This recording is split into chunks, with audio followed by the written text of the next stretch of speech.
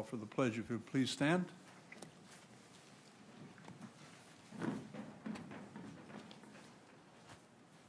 Dear Heavenly Father, we thank you for this opportunity to come together in fellowship for the betterment of this city. I pray that you bless everyone who's in attendance, cover those who are not here. We pray for Commissioner Moore in his absence, Lord, praying for recovery for him. I pray that you would stand by him and his family and comfort them right now. I ask that you would bless all the decision makers and policy makers and everyone that's involved in implementing these new measures here in our city. I pray that you would apply wisdom to every person who is involved, and that everyone will return safely to their homes upon the conclusion of today's meeting. In Jesus' name, amen. Amen. If you'd please face the flag and repeat with me. I pledge allegiance to the flag of the United States of America and to the republic for which it stands, one nation, under God, indivisible, with liberty and justice for all. Thank you. May I have the roll call, please? Chairman Vos, Here. Vice Chairperson Harvey, Present. Commissioner Burden, Present. Commissioner Derryberry, Present. Commissioner Moore is absent, Commissioner Tufts is absent, Commissioner Underwood. Here. We have a quorum. Thank you. Just a brief report on Commissioner Moore. He's been released from the hospital and he is home recuperating. Just amazing. Probably 3 or 4 more months of recuperation. He's just a mere shadow of himself after being hospitalized and in a coma for so many months. At any rate, he appreciates all the good wishes and prayers, certainly, that we've sent his way. So, all right then. Public business from the floor. Any person who would like to address the Planning Commission on any agendized item is please asked to please complete a speaker's card for the recording secretary and identify the agenda item you'd like to discuss. Each person then will be given an opportunity to address the commission at the time the item is called. Speaker cards are available at the rear of the chamber, and would appreciate it if you'd fill them out and pass them on to where the young lady is raising her hand. There's a box up there, so if you'd like to address us tonight on any item, whether it be on the agenda or anything else for that matter. First action item tonight are the minutes of our meeting of October 17th, 2022. Have a motion, please. I move to approve the minutes from the regular meeting of October 17th, 2022. Thank you. Second, please. I second, please. All right, thank you.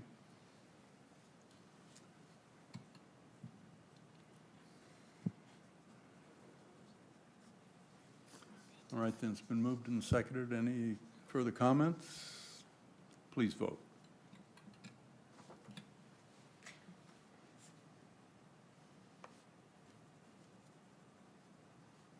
Motion passes 5-0. The next item, or the next items, the next 3 items actually are new public hearings. So without objection, the public hearing is open on item number 2, conditional use permit number 1602 is amended. This is a request to allow the development of a 48 megawatt battery storage facility within an existing photovoltaic solar facility. This matter was before us in 2017. Our presenter tonight will be Ms. De La Cruz. Ms. Swain, we understand, is home ill with COVID, unfortunately, so we wish her well. We're definitely thinking of her. And yes, you are correct. The item before you this evening is an amendment to conditional use permit 16-02 to allow for the development of a 48 megawatt battery storage facility within an existing facility. This project also includes an addendum to the mitigated negative declaration, which is the environmental document. The site itself is generally bounded by Avenue G, Avenue F, 95th Street West, and 100th Street West.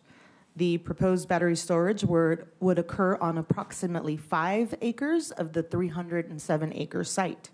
In terms of some background, the Planning Commission did approve conditional use permit number 1602 in January of 2017 for a 50-megawatt photovoltaic solar generating facility at the site.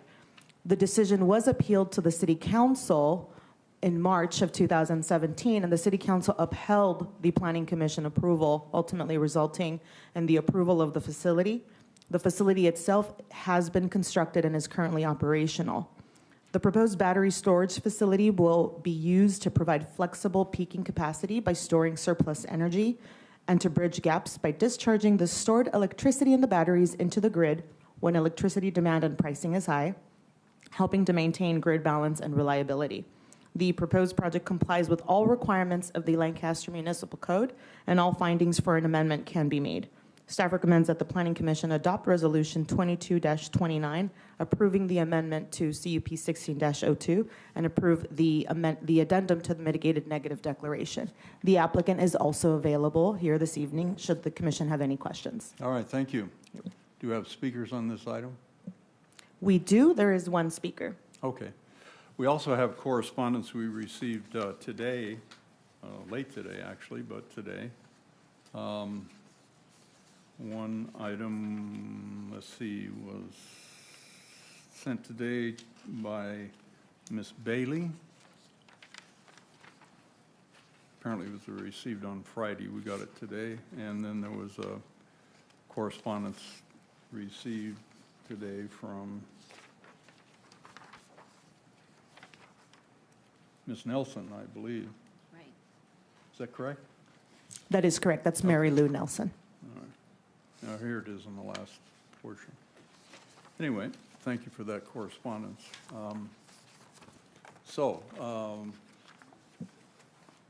The applicant has an opportunity to comment on the project if you wish.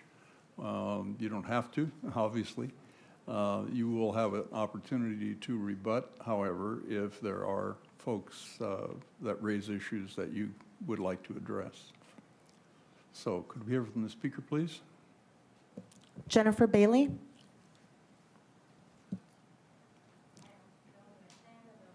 If you're going to speak to us, you have to come to the podium, please, so we can get you on the record. Thank you.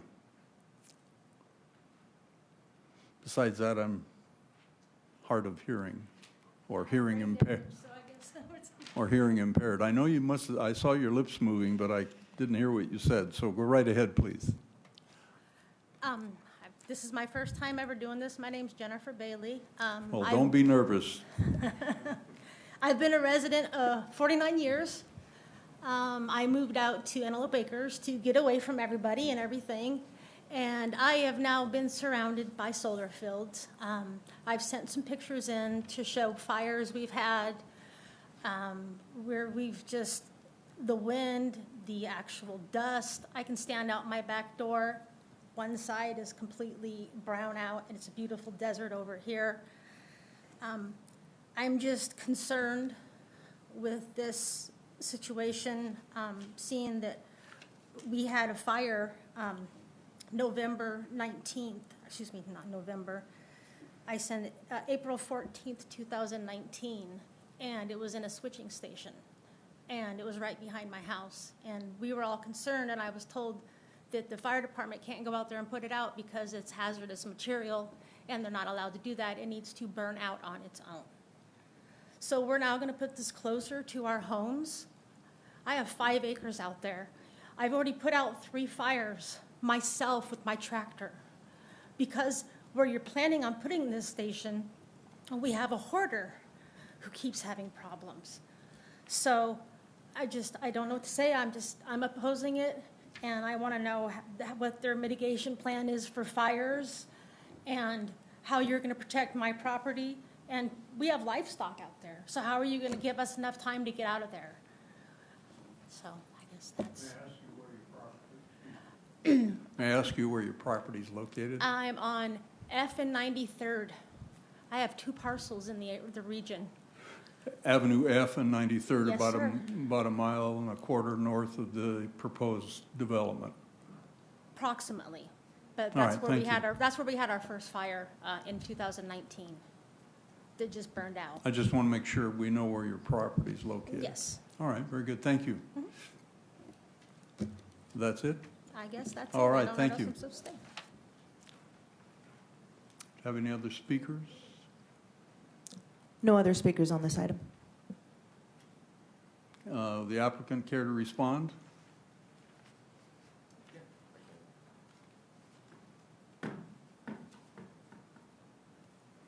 If you would state your name for the record, I'd appreciate it. Thank you. Yes, good evening, Commissioners. My name is Dallas Pugh, and I am the permitting manager in charge of this project for AES Clean Energy. We do definitely recognize the fire concerns, especially in a high wind area. The fire department does require that we have a 10,000-gallon tank at the entrance of every site.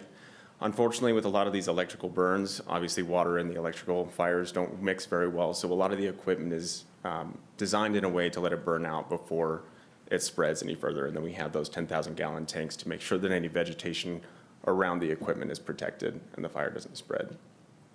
I hope that addresses the concern, but I'm happy to talk towards as well. Yes. Thank you. May I ask a question? Chairman Vos? Sure. Oh, sorry, we did have another speaker. On the same issue? Okay. It just made its way. Thank you. There may be a question. Go ahead. Yeah, of course. Most fires shed a lot of sparks. And I'm going under the assumption that, thank you, I'm going under the assumption that the battery fires would also shed a lot of sparks. So even though you can't use water on the batteries, what can you do to keep the sparks from flying to neighboring parcels? Yes, that's a really good question. So the battery technology itself, they have a self-contained fire suppression system within the boundaries of the actual containment unit itself. And those are all designed to appropriate codes like UL certifications and other fire safety codes that are now on a lot of the battery equipment. So it's a self-contained fire that's supposed to burn out and snuff out within the containment of the unit itself. But the fire department is on hand to make sure that nothing gets out of hand from that unit and spreads. The winds out there are pretty fierce, which means that any sparks would spread pretty far. Has the fire department said, in any form, said that they can maintain safety from flying sparks to the surrounding parcels of land? I can't speak specifically to the sparks, but we do have quite a bit of correspondence with the fire department through not only the land use entitlement process, but once we apply for our grading and building permits as well, there will be a fair amount of coordination with the fire department on that. I've seen photos that were taken of the facility, of the ingress and egress, the road being flooded. Have those issues been resolved? Along Avenue G? Yeah. I'm not sure. I can't speak to that, Commissioner. I'm not certain.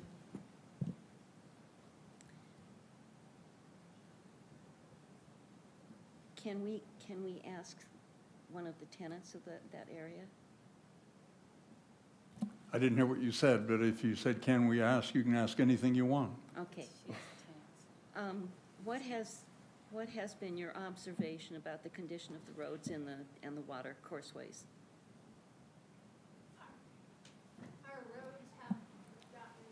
Okay, folks, we have a process here, and if we're going to talk, we talk at the podium, and you're certainly welcome to come up here.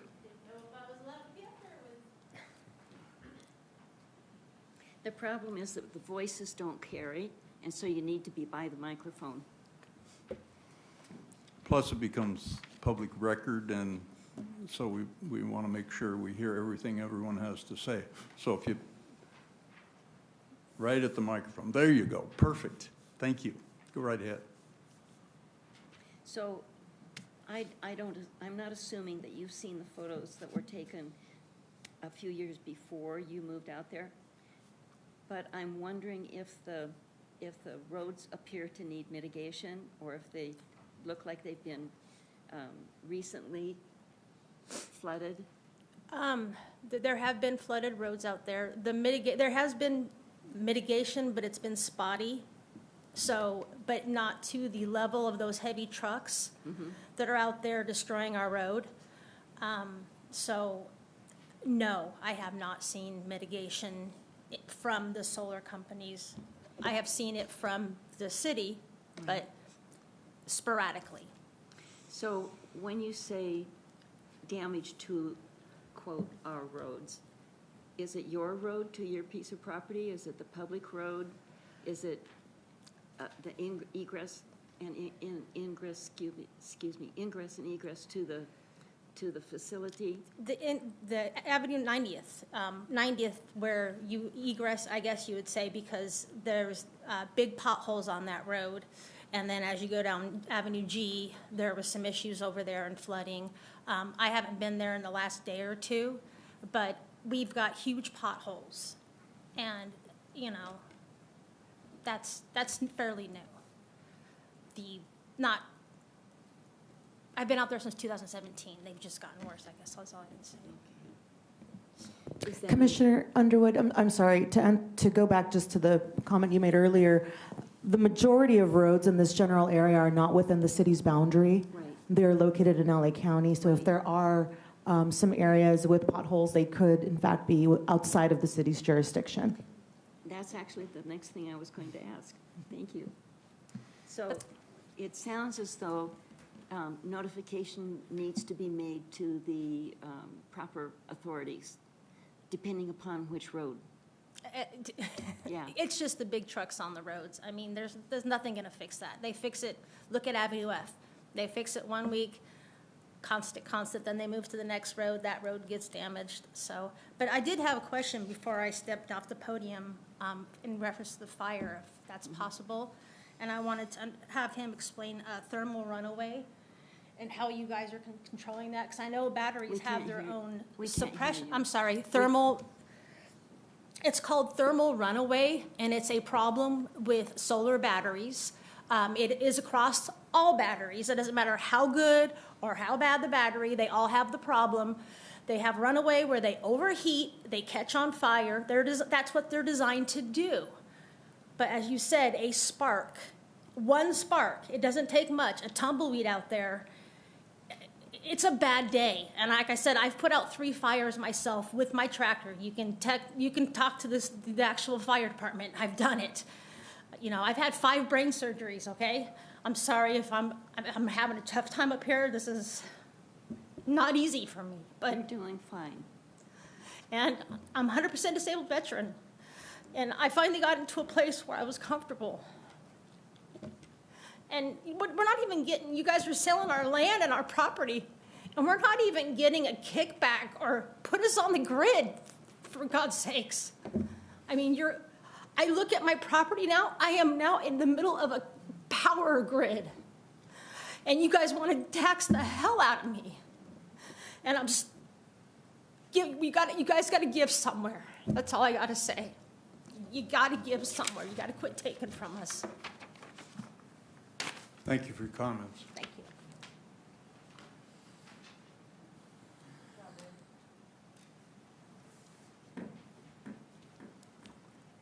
Go right So- ahead.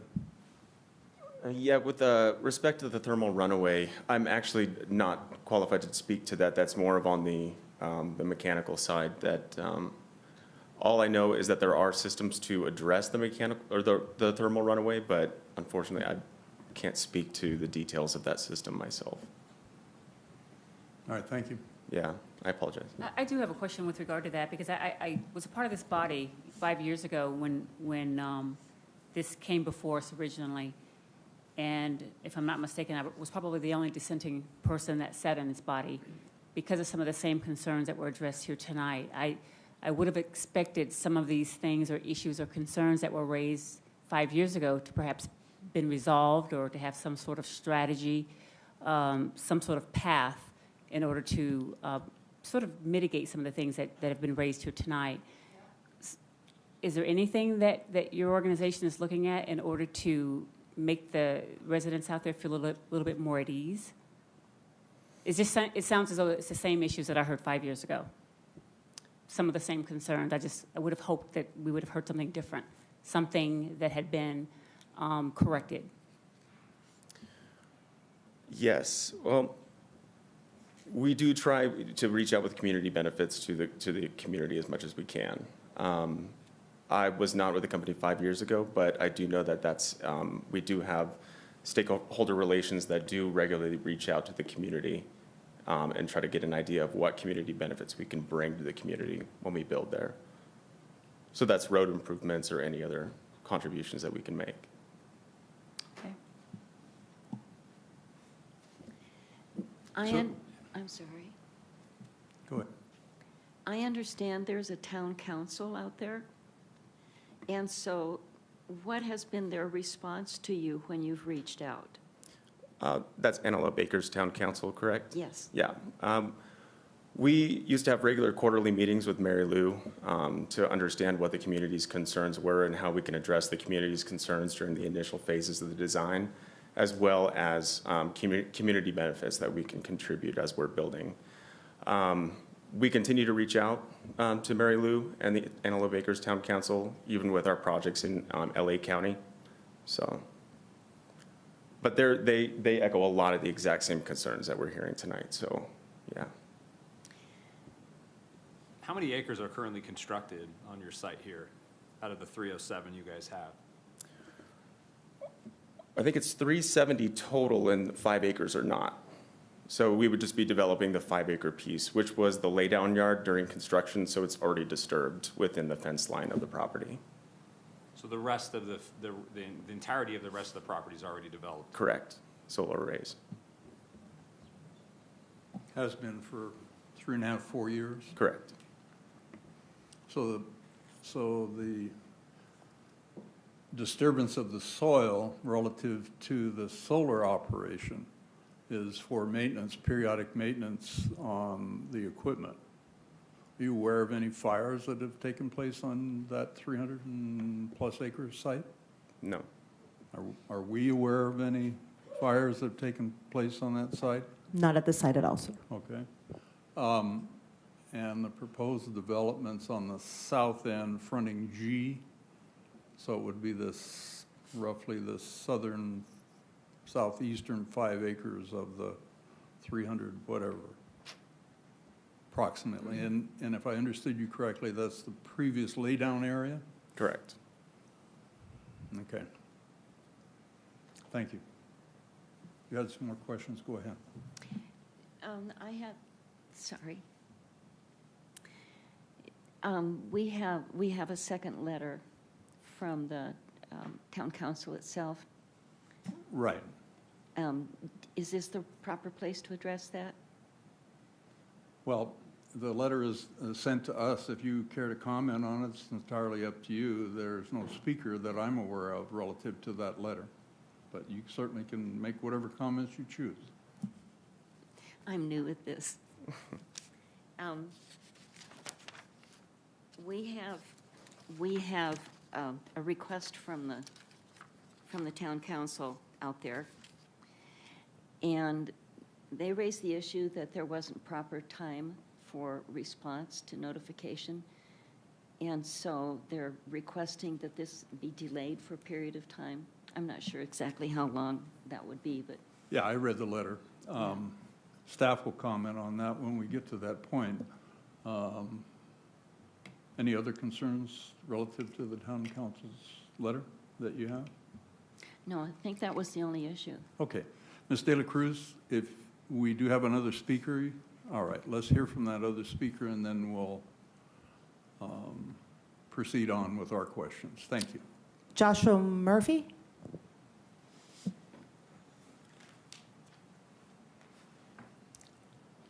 Evening, welcome. Good evening. I want to thank the council for this opportunity to speak. I want to apologize. I wish I was better prepared, but I just found out about this literally a short while ago. I've been involved with the Antelope Acres representation off and on through the last 5 or 6 years. It's no secret that there's been a lot of angst with the solar coming in. And with all due respect, I don't know of a better way to say it, that a lot of Antelope Acres feels as though Lancaster has sort of given us the middle finger. And I'm not saying that that is or is not necessarily true, but it certainly feels that way. A lot of us, I myself, like Jen, am a 100% disabled veteran. We moved out to Antelope Acres as a place to seek peace and healing. And much of the solar construction and the trucks and the construction and the fires have stolen that from us. So please understand if there's a lot of negative energy, a lot of hurt and anger. One of the concerns I have, and Jen touched on it a little bit, is the fires. I think I counted last year that there have been at least 9 transformer fires around the valley, and it's very concerning and scary to us who don't understand the technical side of things to watch the fire department say they can't go in and fight it, it's too dangerous. It's very scary when we know that there are chemicals in those solar panels that are burning and we wonder what we're breathing. I don't know anything about AES, but I dealt a lot with S-Power, and they were not friendly. They were not good neighbors. They basically told us, we're coming, you're going to have to deal with it. So I want to know a little bit more about, I would like the concerns as far as what we're breathing when there's a fire to be addressed, and we'd like to know what AES intends to do to be better neighbors than their predecessors, because it's not, a lot of us, I've spoken to people who, in our neighborhood, who have had their property values drop by as much as $25,000 because of the solar panels. We've talked to people who want to sell their house and can't find any buyers because of the solar panels. So most of us are not against green energy, but we would rather see better neighbor approach to green energy. And I'd like to hear from the current representative what they intend to do to be good neighbors, because we were promised a lot of promises in the past that never panned out. Our roads were destroyed. We had a lot of neighbors that had mental health issues related to the noise and the pounding. We've had people that have had vet issues with their livestock because of the dust. I apologize, I've gone over my time. Go right ahead. But I would just like to know about the fire issue a little bit more, but I'd like to know what they intend to do to be better neighbors. And I thank you. Thank you for your comments. There may be some questions for you. I actually have questions for staff with regard to his comments. Ms. De La Cruz, with regard from an environmental perspective, is there anything that we've done, the city staff has looked at of potentially, and I'm just throwing it out there, just a question, is there any possible, at any time with those fires, could the water table or soil have been compromised at any point? I couldn't speak to that, Commissioner. I don't know the specifics on any of the fires that the gentleman was referring to, nor how any of that was handled. So then, might I ask the applicant, do you have any background knowledge on, with the way that they, I guess, extinguished the fire, is there any possibility that the water table or the soil out there has been compromised? I unfortunately can't speak to any specific fires as well. But there's been what 11 facilities. or 9, I don't know. Right. We don't have any objective evidence on have you tested it after the fires, the soil? Not that I'm aware of on our projects, no. But there are a lot of our competitors out there, so I'm not sure. Okay, I'm just, thank you. yeah. Are we aware if the applicant's project has had any fires? It's my understanding that this site itself has not had any fires. Staff can, should this item not proceed tonight, staff can further look into any of the data concerning fires, but in the last 5 years since the site has been operational, there have been none. Yeah, the applicant responded to that, to my question, said there had not been, so Yeah. we'll hold you to that. Yeah, there have been like grass fires near other facilities, and I know that in my experience with the company, I remember tracking those and making sure that the grass fire wasn't getting close to our project site.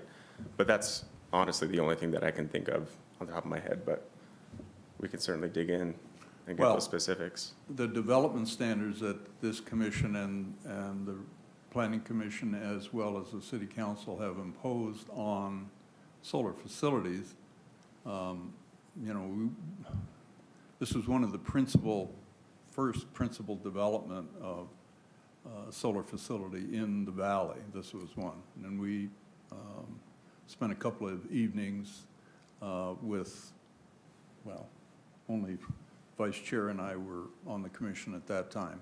However, we spent a couple of long evenings hearing testimony on that, and ultimately the conditions imposed at that time include where the site vegetation is mowed, however, it is not to be disturbed other than the service roads. And that's the condition that where it currently stands. The project before us tonight is in effect an administrative adjustment to the environmental document, which the initial environmental document and the initial application indicated that battery storage would be a part of the development of the project. This actually is a technical adjustment to that, further identifying where in fact that battery storage facility would be located and what type it is and how it would operate and all the rest of it that you've addressed and staff has shared with us prior to the meeting. So that's what's before us tonight. Issues related to the operation of other solar facilities and how they operate, frankly, is not before us tonight. I mean, it's information that is useful. However, I'm not sure what purpose it serves to indicate to the commission that there have been fires and issues on other sites. Are we aware of battery storage facilities that have burned in the Antelope Valley? Are we, excuse me, ma'am. provided that today, Excuse sir. me, ma'am. As you pointed out. You'll have your opportunity, you had your opportunity. Let me please finish. This is our meeting in the public. Thank you. Are we aware of any solar facilities within our jurisdiction that have had battery storage fires? None in our jurisdiction, Chairman. Okay. So that's the only thing we have control over is our own jurisdiction. The issue as it relates to the off-site improvements, public roads and right-of-ways, we have standard conditions and methodologies in place that require the applicant, if they damage or disturb or create a problem on the public right-of-way, they're responsible to repair it. Now, it doesn't necessarily happen on its own. Folks have to bring the matter to our attention, the city's attention, not ours, but the city's attention. There's a process to do that. It's very simple. You go on Inform Lancaster, you post it, you don't even have to do it, you can do it with your name or without, and tell us where the pothole is or where the disturbance is or whatever the problem is in our community, and the city folks will address it. They're very good at it, they're very timely, very quick. If it's in the county jurisdiction, however, we don't have the authority nor the ability to do anything about it other than to direct the public to LA County, and I'll grant you that's a challenge. It just is. Anyway, so those are the principal issues I've heard tonight. Fire life safety issues and disturbance of the public right-of-way, right? And the underlying concern is, nobody said it, but the underlying concern is, frankly, we don't like solar, we don't want it in our community, and we wish it wasn't here in the first place. And I hear that, okay? Well, we don't choose projects. This commission does not choose projects. Applicants bring them before us. If they meet the development standards and the municipal code, we're frankly in a difficult position to say no, unless there are extenuating circumstances that are, that cannot be mitigated. So, anybody want to correct me?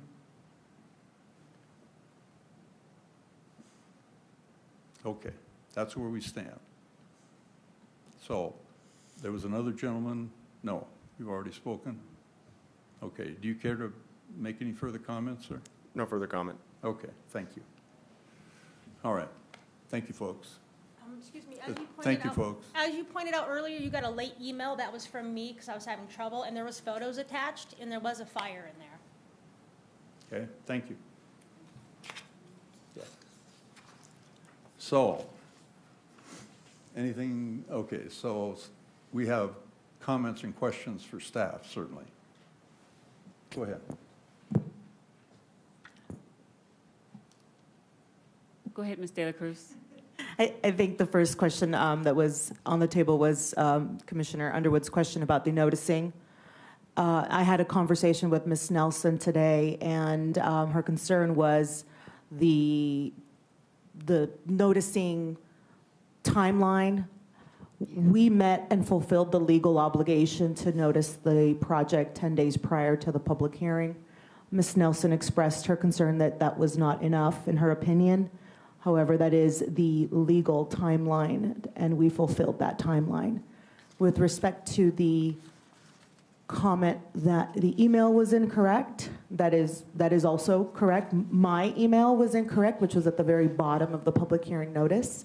All other information was correct and accurate, including phone numbers, and I did receive multiple calls and multiple emails as well, so members of the public were still able to reach me. But that is, in fact, a correct comment that my email and the notice that went to the neighbors had an error in the actual email address. Okay, so they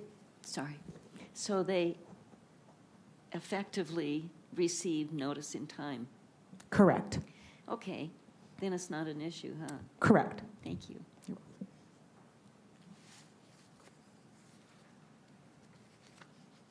No, just one additional comment. I just feel like I am compelled to at least make this comment to the resident. The city of Lancaster is not giving you all the middle finger out there. We care about this valley. We like to do due diligence when we make decisions here and informed decisions. And we're not the bad guy. We are for this community, and we want to be able to have smart business, smart growth in this business. Same time, due diligence, we want to make sure that we're doing the right thing for all of our citizens here. So I just wanted to make sure that was known. Thank you. Ms. Corbett, relative to the noticing, this noticing for this technical amendment to the mitigated neg deck, code requires that we make a finding, correct, that it was properly noticed and all of the boxes are checked, right? Do you have any concern about the noticing legally? I do not, primarily because, well, for a variety of reasons. It was timely pursuant to state law. That's not even just city law. That's the state timeline requirement for notification. Additionally, the project manager who headed up review of this application, Ms. Swain, her email address was prominently noticed on the notification, and it was correct. Ms. De La Cruz, as the senior manager of the Community Development Department, really is sort of the default person to contact. It's my understanding that Ms. Swain was responsive, received emails and was responsive to all emails and calls that she received, as well as Ms. De La Cruz, any phone calls and emails that she was able to receive as well. So I have no concerns about the notification.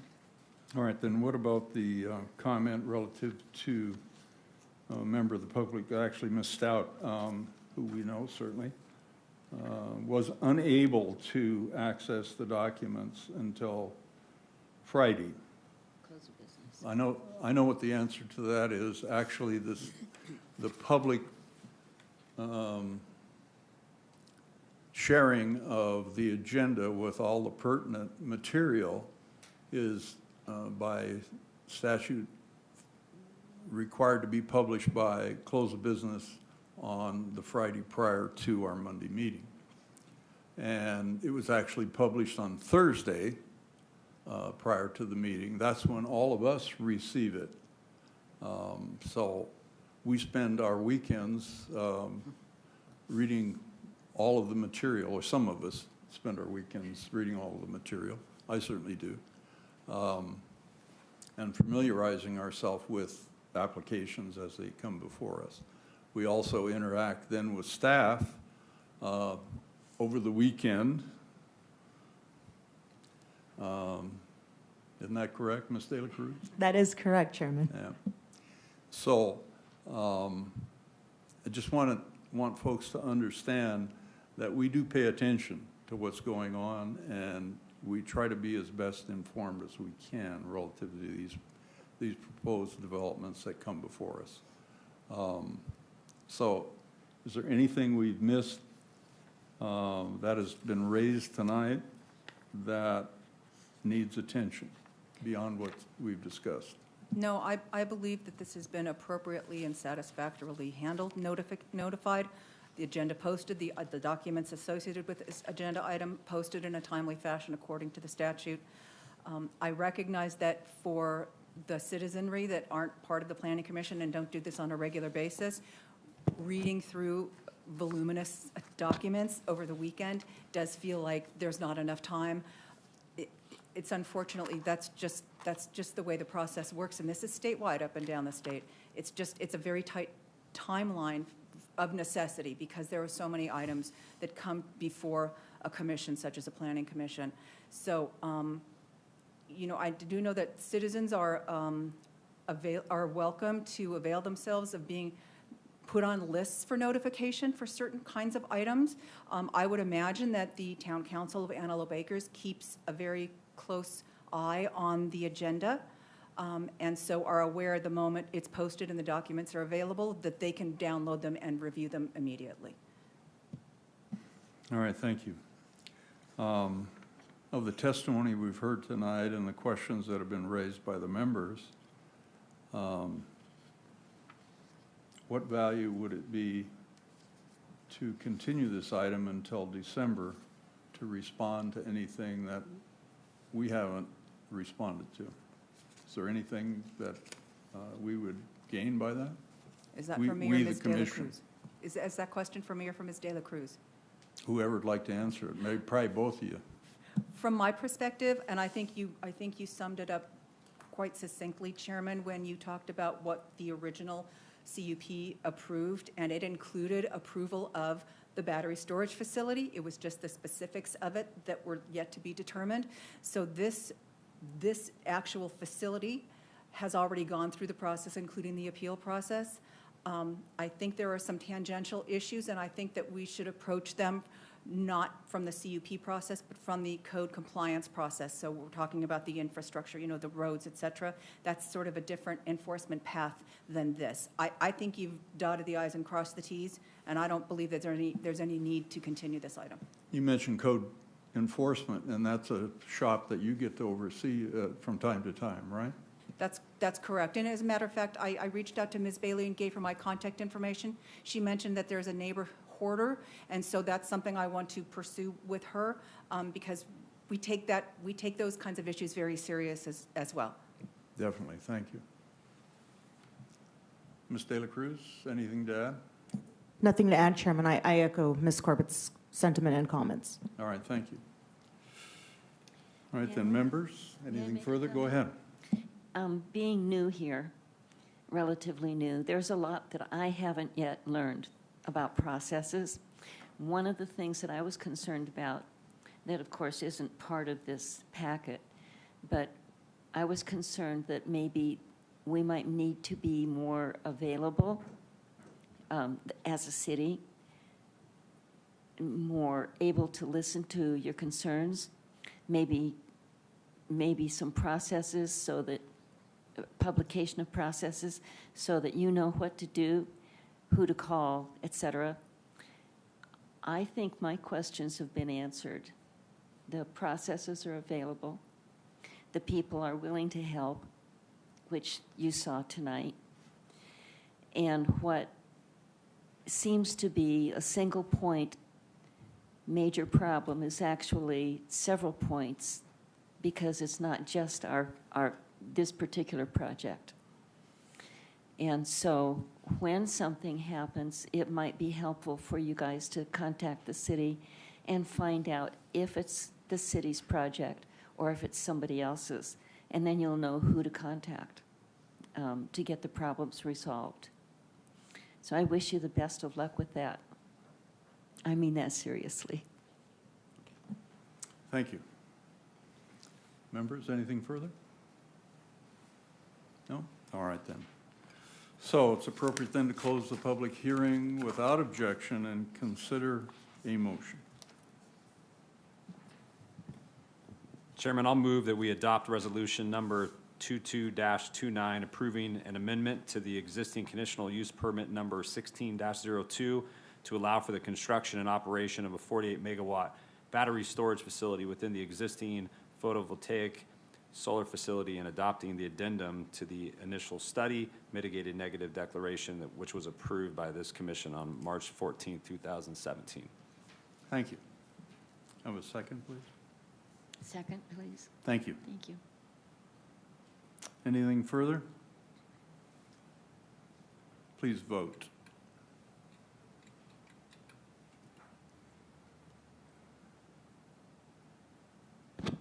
Motion passes 4-1 with 2 absent.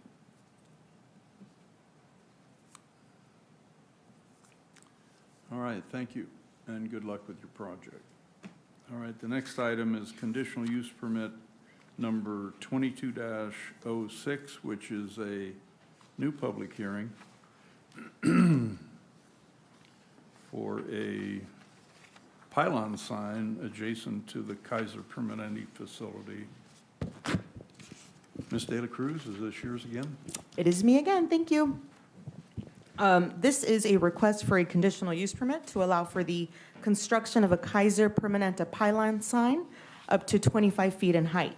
The site is located along 15th Street West and is developed within the existing Kaiser Permanente medical offices. These offices have been in place since the 1970s, with buildings added over time and with approvals for additional buildings as late as 2007. The applicant is requesting to construct a pylon sign along the eastern portion of the project site to provide facility identification from the freeway.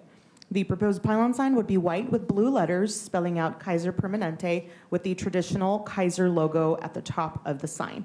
The sign would be internally illuminated. At this time, the pylon sign is estimated to be approximately 21 feet 6 inches from the base to the top of the sign, but final design may increase slightly to the maximum height of 25 feet. The total sign area would be approximately 54 square feet, with a total of 180 square feet of landscaping around the base of the sign in accordance with the Lancaster Municipal Code.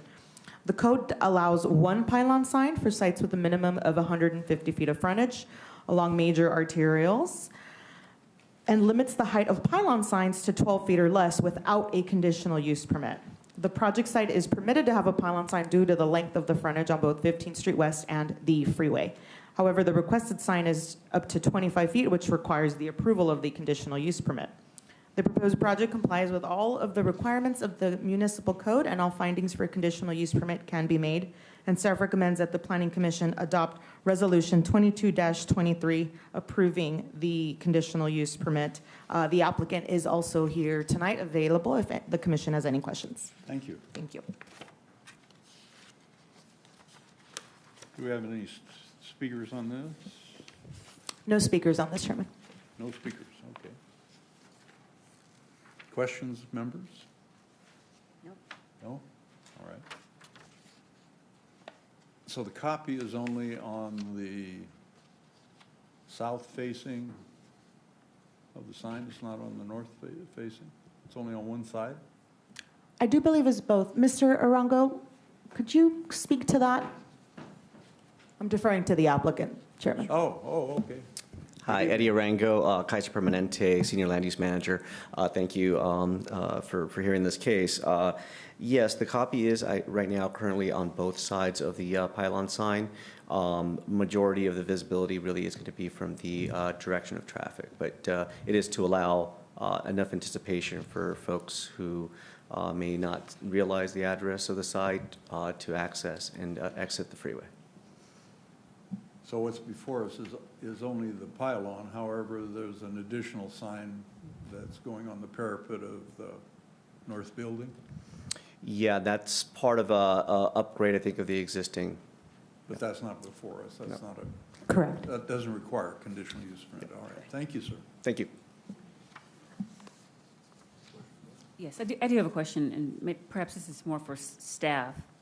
I know that when one of our projects, the Butterfly Building, I know when we first approved that years ago, that we took into consideration the orientation of the building based on the wind, directional wind up here. Was there any consideration for that same signage based on wind, based on that height? Again, Eddie Arango for Kaiser Permanente. Unfortunately, no, wind was not part of the consideration for this signage. It is a pylon sign. I'd have to look at the exact width of the sign, but it was not anticipated that it would cause a lot of channelization of the wind as opposed to the medical building, which we wanted to avoid having our patients getting drafts, a strong draft from the wind. Okay, understood. Thank you.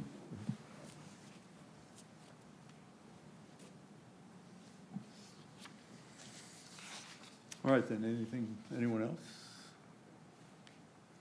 All right, then. Anything further, Ms. De La Cruz? Nothing more to add, Chairman. All right, thank you. So it would be appropriate then to close the public hearing without objection and consider a motion on this conditional use permit. I move to adopt resolution number 22-23, approving conditional use permit number 22-06 for the construction of a pylon sign of up to 25 feet in height located at 43112 15th Street West in the hospital zone, AKA the Butterfly Building. Couldn't resist. Thank you. Have a second, please. I second. Mr. Burton, thank you, sir. Anything further? All right, then, please vote.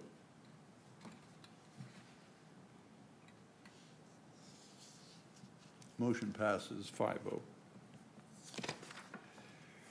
Are you able to confirm that this is the reason why my health insurance has gone up? I wish we had a better way, but yes, thank you. I had to, I'm sorry.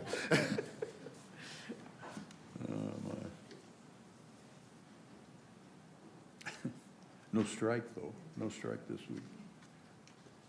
Well, supposedly. We'll see. All right, then. The last public hearing is on tentative track map number 83661, so the public hearing is open without objection. Do we have speakers on this item? We do. There is one speaker. Oh, okay, very good, thank you. Then let's have the staff report, please. Good evening, Chairman Vose and members of the Planning Commission. The item before you is TTM 83661, a request to allow for the subdivision of 10 gross acres into 34 single-family residential lots in the R7000 zone. The subject property is located at the northeast corner of 35th Street West and Avenue J8. It is surrounded by multi- and single-family residences and an elementary school to the west.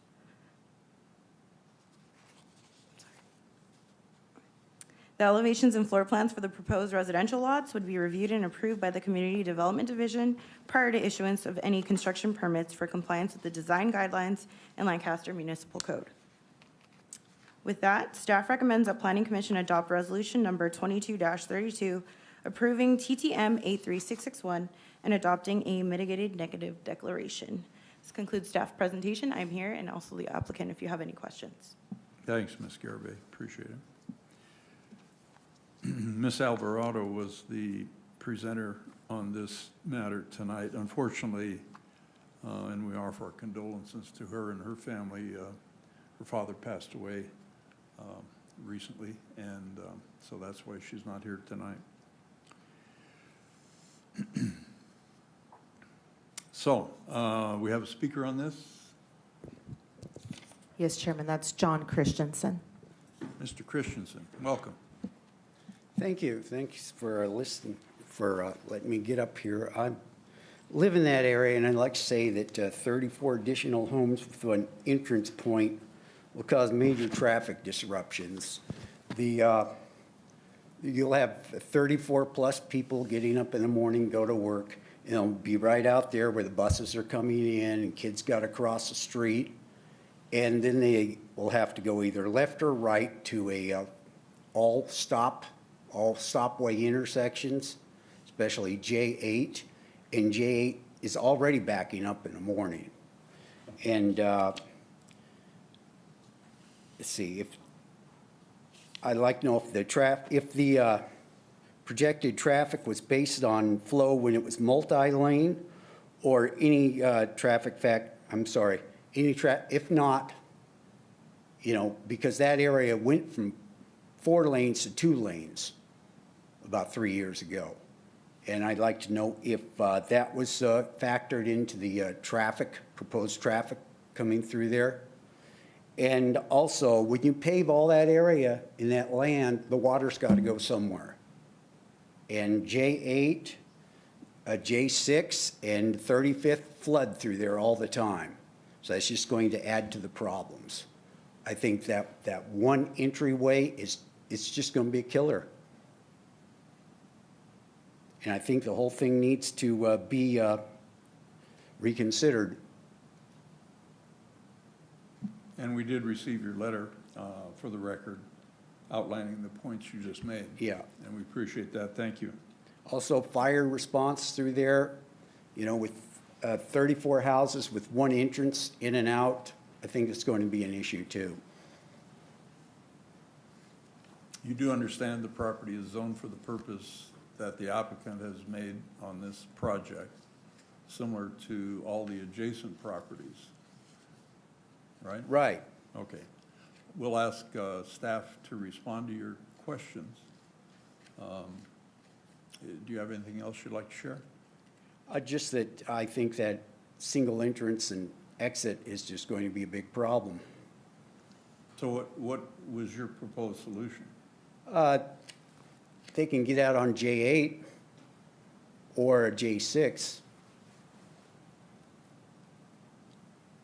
All right, thank you. I'm sorry, also, the apartment complexes there, that's a big traffic issue. That it's just going, add to the problems through there.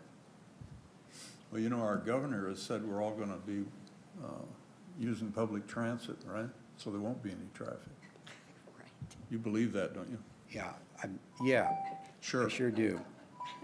Sure you do. Yeah, Just like I do. Yeah. Sorry. I couldn't resist, all right? Yeah, I appreciate it. Thank you. All right, thank you, sir. Well, there is public transit very close to that site, actually,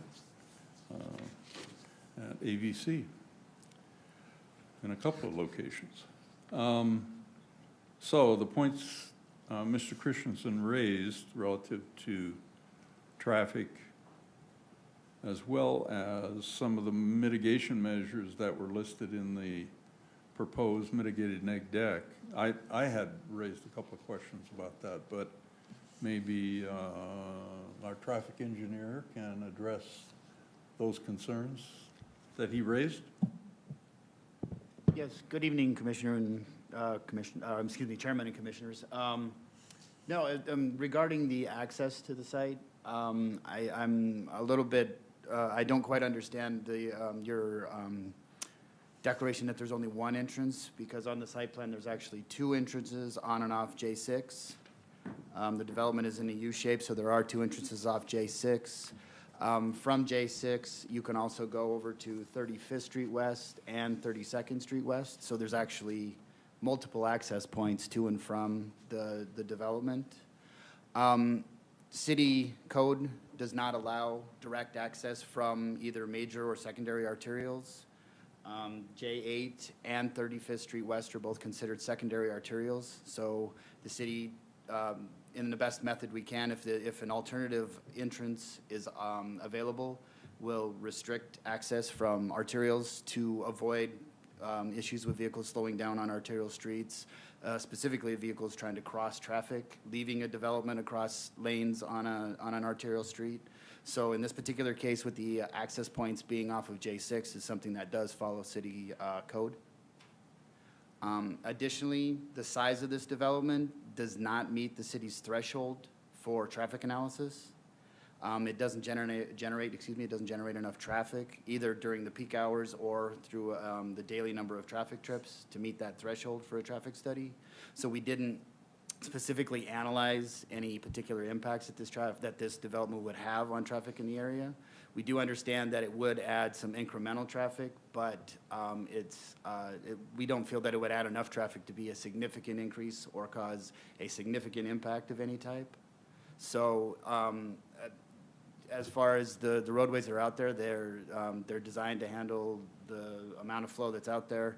I understand that there are backups or bottlenecks, but those only happen during the peak periods.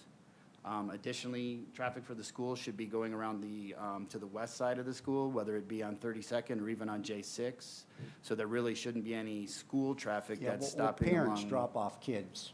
Yes, but that should not be happening on J8 or 35th, as those are arterial roadways. Well, it is happening. Okay, well, then that's something that we School may have to buses are look at discharging there.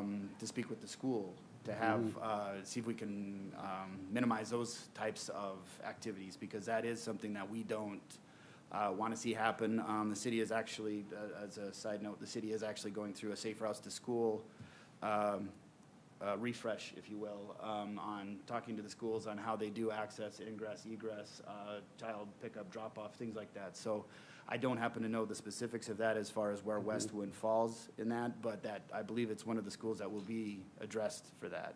So that is something else that is a corollary project, but. Okay, who would I address the problems with the buses then? That would be the same. That would be the same through the Safe Routes to School project and possibly even the school district. I can give you my contact information. I don't happen to know directly who you would speak to at the school district, but there may be somebody either at the school district or the school directly that we can speak to who can. I can tell you who that is. Yeah, I don't happen to have that information. Okay. The paperwork I got, about 3 months ago on the proposal said that just that one entry point was planned. I don't remember that specifics, but this is the plan that has been reviewed, and this is the design that will be approved with the two entrances onto J6. Okay. Okay, and I have something, it's not pertinent to this, but it's actually about hydrogen and the mayor. I've got a, Sir, I'm sorry if I can interrupt, sir. If you would like to wait for this Okay. item to finish, and then you can bring up another item later on the agenda? okay, Thank you. thank Yeah, you. non-agendized items. Yeah, We'd be happy to hear from you. okay, well, it's just, We'll be happy to hear Yeah. from you on non-agendized item when we're done with the Okay. action items, okay? Stick around. Thank you, Matt.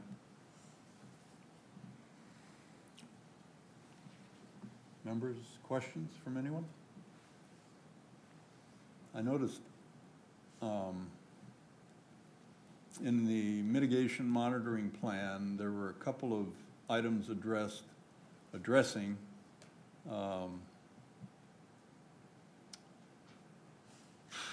potential stream bed alteration relative to this project.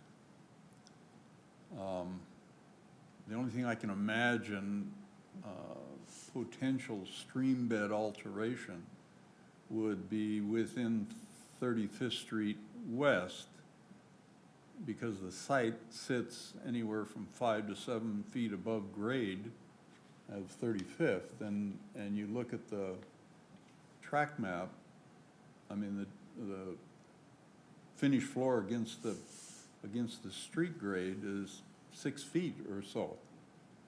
So, I mean, I guess it needs to be in there, but I can't imagine that there's a need for it. Having to deal with Lahontan and going through all that stuff. Just belt and suspenders, I guess? Can you say belt and suspenders? That's not offensive to somebody? I mean, everything I say is usually offensive to somebody. No? Come on, guys. All right, I'll be quiet.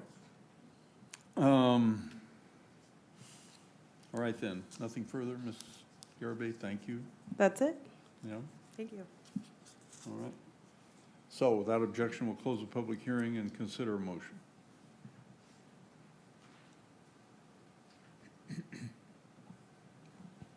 All righty. I'll move that we adopt resolution number 22-32, approving tentative tract map number 83661 to allow for the subdivision of 10 gross acres into 34 single-family lots in the R7000 zone located at the northeast corner of 35th Street West and Avenue J8, and adopting a negative, mitigated negative declaration. Thank you. I second. Thank you. All right, moved and seconded. Anything further? Please vote.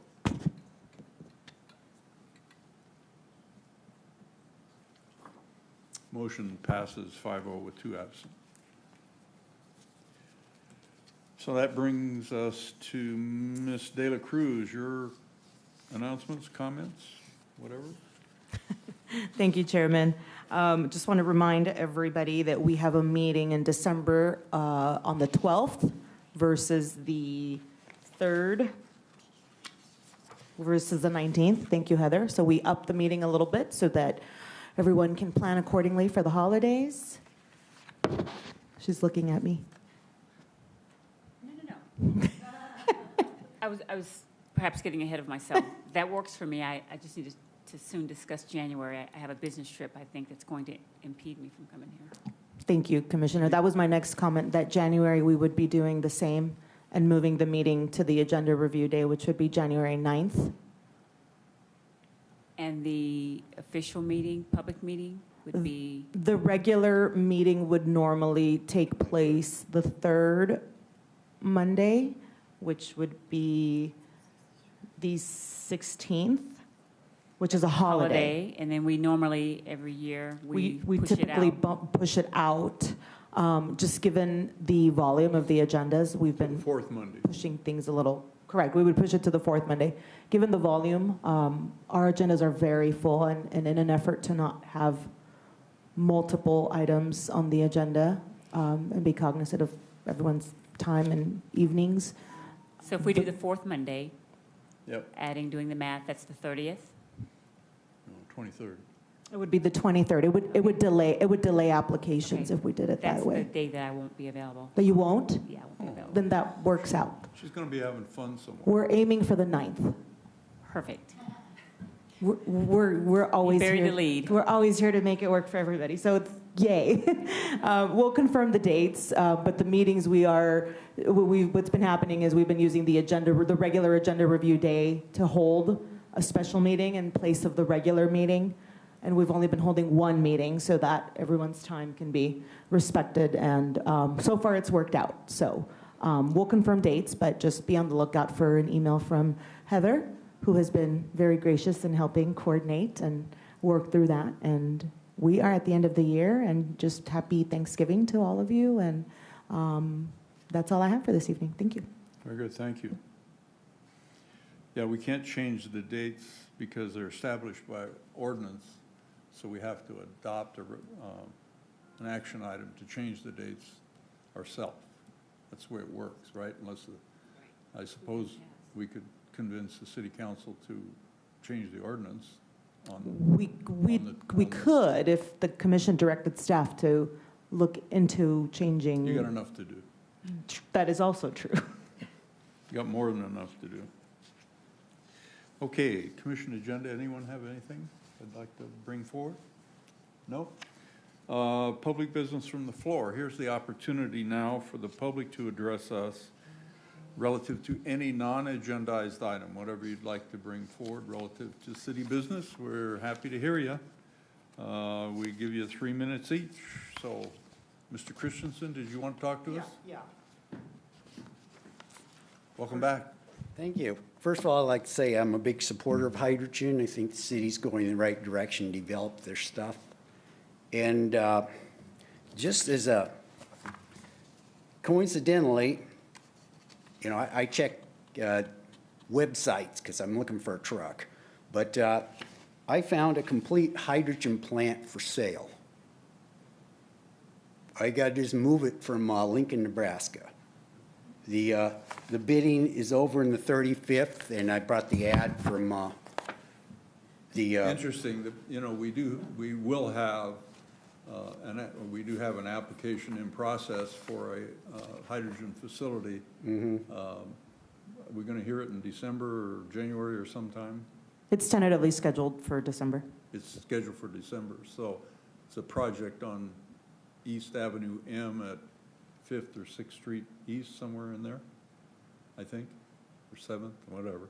And so, So I figured, hey, the mayor may want to see this, you know, so I just brought it with me tonight. why don't you share it with Ms. De La Cruz? Thank you. Thank you. I have a quick question about that. Is a hydrogen plant portable?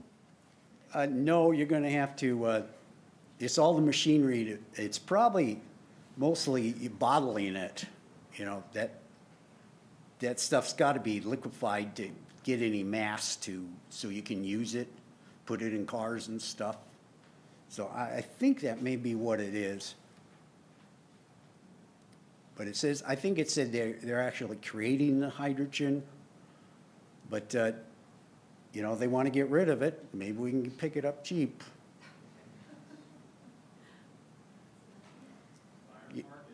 Yeah, because nobody's bid on it yet. Yeah, the Sounds thing like about an investment, hydrogen Steve. is Maybe you it's a should look at it, renewable huh? resource, so. All right, thank you, Mr. Christensen. All right, anyone else? That's it? We have no other items? Okay. No other very good. items. All right, then. Hope you all have a very pleasant Thanksgiving holiday. Stay safe. Don't answer the phone if somebody texts you or calls you. Put it on silent. All right, we stand adjourned. Well, let me ask a question here. It says 4:30 on the 12th. Shall we meet at 4:30 then, and since we have a larger agenda? Or is that going to be a problem for folks? The 4:30 time is what's prescribed in the municipal code, but it can be 5 PM if that works out better for the commission. What's your pleasure? That's a work day for everybody, I'm assuming.